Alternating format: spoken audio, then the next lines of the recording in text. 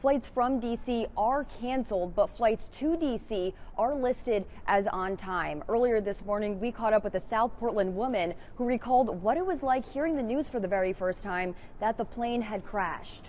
It was so tragic, and honestly, not the best circumstances to fly under today. It makes everyone, I think, a little bit nervous, but yeah, it's really sad, and my thoughts are with their families.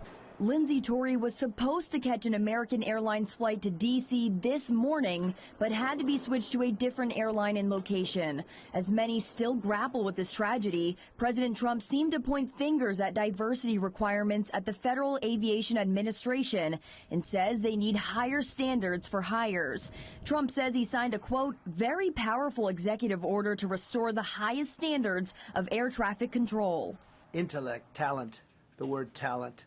They have to be talented, naturally talented geniuses. Trump said a week before he entered office, there was a big push to put diversity into the FAA. The FAA is actively recruiting workers who suffer severe intellectual disabilities, psychiatric problems, and other mental and physical conditions.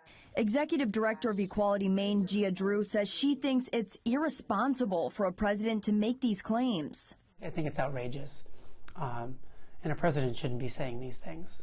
It should be more about healing and moving forward and assuring people that our skies are safe for everyone to travel. You know, bodies are still being pulled from the river in the Potomac. Drew says it's just one more way for Trump to target marginalized communities. And, you know, we make up about 1% of the population, possibly.